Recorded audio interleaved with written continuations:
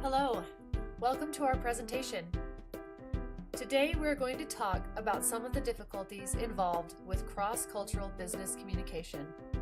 Hopefully, by highlighting some of these problems, we can help business students avoid some of the pitfalls that exist in written, oral, and nonverbal communication.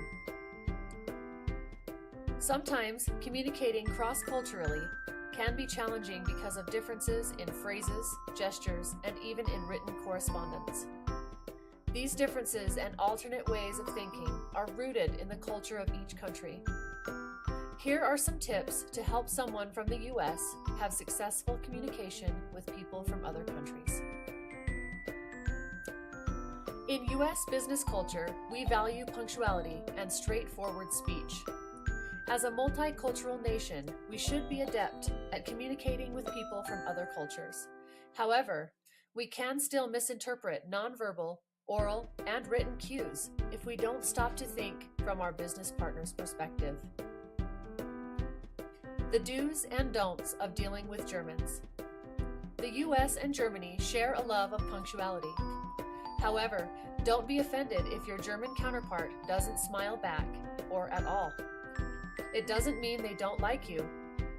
Firm handshakes, to-the-point speech, along with professional behavior will show respect and ability to do business without difficulties.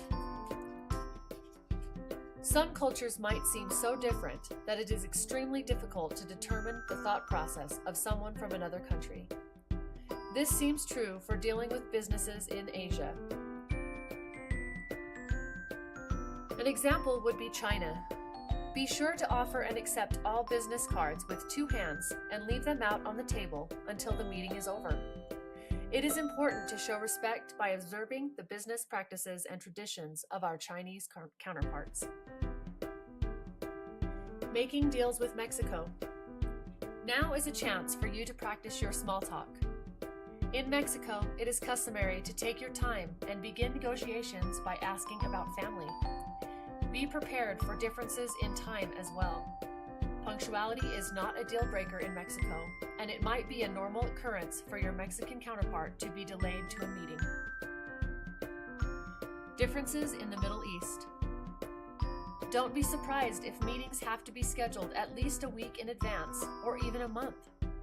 Also, when dealing with Saudi Arabia, you might not want to send a female businesswoman, as there are differences in gender equality in this country.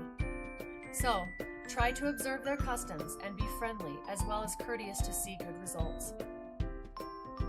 So what are implications for organizations that do business internationally? Organizations that do business internationally should be prepared to research and observe some of the customs and practices of the country they are dealing with. This will show your business counterparts that you are aware and respectful of their culture.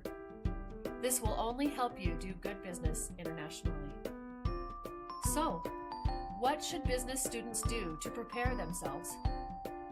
Pay attention to what you do and say. Remember, words account for as little as 7%. Tone of voice accounts for about 38%. And body language accounts for as much as 55%.